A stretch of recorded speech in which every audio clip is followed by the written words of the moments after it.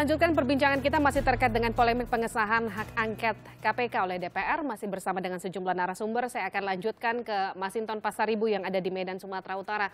Bang Masinton, tadi terputus. Bagaimana anggapan Anda kalau ini dikatakan memang upaya dari DPR untuk menghambat kinerja KPK? Kami menghormati seluruh pendapat, pandangan, dan tuduhan terhadap DPR yang mengusung hak angket ini. Kami menghormati betul seluruh pandangan dan pendapat serta sikap itu. Karena inilah esensi dari kita berdemokrasi. Namun, apa yang disampaikan bahwa ini akan melemahkan, ini akan menghambat proses kinerja pemberantasan korupsi, itu sama sekali tidak benar. Kita membatasi bahwa angket ini kan pengawasan. Ya. Jadi kita tidak masuk ke ranah yudisial, ya, ranah penegakan hukum yang itu adalah kewenangan KPK. Kita tidak masuk ke sana. Dan kita apa yang selama ini dibentuk dengan argumentasi, oh ini akan menghambat proses penanganan kasus, itu tidak benar sama sekali. Itu asumsi yang tidak berlandas fakta. Ya. Nah jadi saya berpandangan bahwa ada yang harus kita benahin dalam sistem pemberantasan korupsi kita. Emang apa sih Bang yang harus dibenahi? Apa sih yang harus diperbaiki dari kinerja KPK yang diharapkan hadir pasca hak angket ini bergulir? Itu makanya begini ya, kalau kita tidak melakukan penyelidikan mendalam ya, kita menjadi tidak tahu selama ini ada apa sebenarnya di dalam itu. Sama seperti kayak Pansus Pelindo dulu kita mengajukan angket itu. Apa yang disajikan? Wah, tata kelola BUMN Pelindo ini sudah benar, menguntungkan negara. Anak perusahaan itu udah milik nasional, bukan milik asing. Apaan? Setelah kita selidiki di angket, terbongkar semua tuh. Bahkan di rootnya sekarang ditetapkan KPK jadi tersangka. Nah artinya apa? Apa yang disajikan selama ini, ya apalagi berkaitan dengan KPK, KPK itu kan adalah institusi yang diberikan kewenangan besar, ya. Dia tidak boleh disimpangkan atau diselewengkan oleh oknum-oknum di dalam KPK itu sendiri. Kita harus pastikan itu. Tapi memang Anda yakin ada oknum yang menyelewengkan atau menyalahgunakan kekuasaannya di KPK? Ada pelanggaran etika. Loh, kalau kita lihat begini Mbak. Kemarin itu ada bahkan pimpinannya sendiri AS ya dibawa ke komite etik itu gitu. Terus kemudian ada yang kena SP2 kemarin terus dibatalkan kembali. Nah, apa? Nah, terus kemudian berkaitan dengan penyebutan, saya kasih contoh ya, penyebutan nama saya itu bukan penyimpangan. Nah, fakta-fakta inilah yang harus kita ungkap. Karena apa? Kewenangan besar harus dilaksanakan secara prudent. Ya, karena apa? Ajas KPK itu dalam undang-undang KPK dia transparan, akuntabel, saya mau meluruskan dan proporsional, kenapa tidak diskriminatif. Pandangan publik dengan pandangan DPR mengenai pengajuan hak angket ini bisa berbeda? Kenapa publik melihatnya ini upaya pelemahan KPK? Ini beda dengan apa yang dilihat dari kacamata DPR seperti yang apa yang Anda lihat. Kenapa beda? Saya memahami. Emang DPR bersih-bersih amat, korup, kan gitu juga. Mohon maaf gitu loh, ya kan, ada yang korup gitu, sehingga kemudian selalu dipersepsikan bahwa kalau DPR itu urusannya koruptor, pasti pro koruptor, kemudian kalau KPK itu pasti urusannya pro pemberantasan korupsi. Saya keluar dari pakem itu, ya, saya keluar dari pakem itu, bahwa ada yang salah di DPR kita juga, ya kita benahin. Tapi ada juga yang salah dalam konteks penegakan hukum kita dalam hal pemberantasan korupsi. Ya harus kita benahin. Tapi jadi kalau dikatakan penggunaan, saya sadar betul ini. Tapi kalau artinya kalau dikatakan penggunaan hak angket ini sesungguhnya untuk melindungi orang-orang besar di DPR yang diduga tersangkut kasus korupsi, itu tidak betul, begitu Pak Masinton? Itu kecurigaan yang menurut saya juga lucu.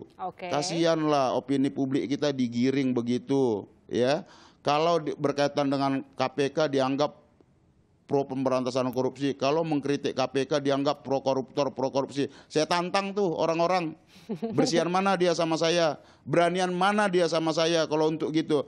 Apa? Itu juga nggak fair. Ya. Bang kita Masinton, harus saya mau ke memberikan porsi yang Pak Refli dulu objektif sebentar. dong, berimbang. Gitu. Pak Refli, Ya, Anda ya, setuju nggak dengan apa yang dikatakan Pak Masinton?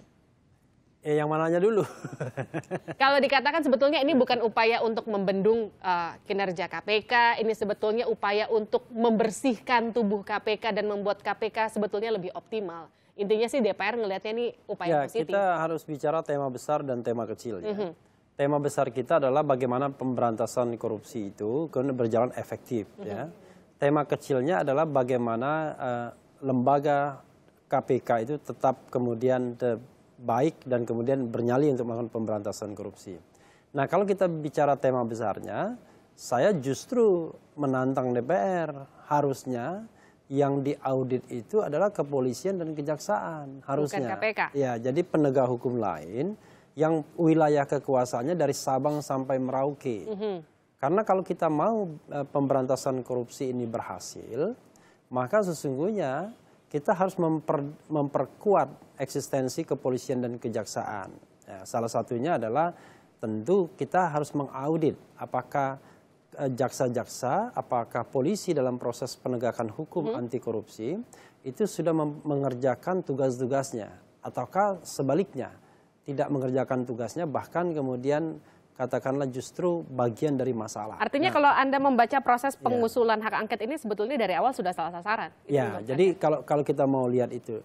Nah, kalau kita punya polisi, punya jaksa yang bersih, dan saya yakin ya polisi Kapolri yang baru ini berupaya ke arah itu ya. Demikian juga Jaksa Agung. Tetapi kan kita lihat dari Sabang sampai Merauke begitu panjangnya rentang kendalinya. Nah, itu saya kira yang harus diaudit. KPK mungkin banyak juga kekurangannya, tapi saya kira dibandingkan kepolisian dan kejaksaan jauh lebih masalah. Itu tema besarnya. Oke. Nah, tema kecilnya adalah mengenai KPK. Ya, apa yang menjadi persoalan KPK selama ini? Kalau kita lihat, menurut saya persoalan KPK selama ini bukan governance di internal KPK. Kalau kita bicara governance di internal KPK, itu tidak ada lembaga yang steril dari friksi. Tetapi kita harus memahami friksi bagian dari dinamika. Ya. Lalu kemudian bagaimana kemudian organisasi tersebut bisa menyelesaikan dinamika tersebut, friksi tersebut. Dan saya kira KPK adalah salah satu lembaga yang bisa menyelesaikan perbedaan-perbedaan itu. Sebagai contoh misalnya, tidak segan-segan dan tidak sungkan-sungkan misalnya membawa bahkan ketuanya ke komite etik. Ya. Nah, ini yang saya kira yang kita harus hargai. Karena lembaga lain belum tentu berani. Kadang-kadang kan saling melindungi, saling menutupi. Ya.